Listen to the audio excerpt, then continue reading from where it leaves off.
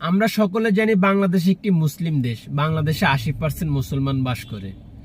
এই বাংলাদেশে আপনারা জানেন যে মানিক মিয়া এভিনিউতে মৈত্রিক যাত্রা নামে একটা আন্দোলন হয়েছিল। এটা নারীরা বাংলাদেশের সমান অধিকার চাইতেছে। মৈত্রিক যাত্রাটা কি? এটার মধ্যে আমি একটা কথাই বলবো, এই আন্দোলনের সাথে জড়িত বাংলাদেশে যারা দেহ ব্যবসা করে তারা এই দেহ ব্যবসার লাইসেন্স চাইতেছে।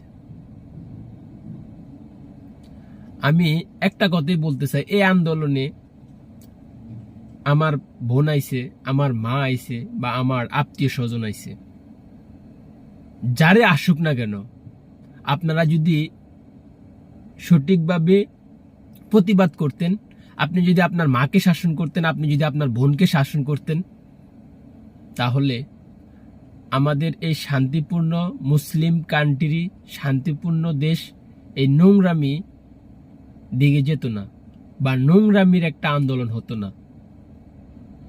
আমি একটা কথাই বলবো, আপনারা যারা ভাই আছেন তাদের, আপনারা যাদের বাপ আছেন, আপনাদের চরিত্রতে সমস্যা, এটাই বাস্তব। আপনারা যদি ঠিক করতে পারতেন তাহলে আপনার মা, আপনার বোন এই মাঠে এসে নোংরামি একটা আন্দোলনে ফেজ হতো না। ভালো থাকবেন, সুস্থ থাকবেন। আমরা মুসলিম কান্ট্রি, ইসলামে যেটা নাই বাংলাদেশে, এটা আমরা কখনো চাবো না।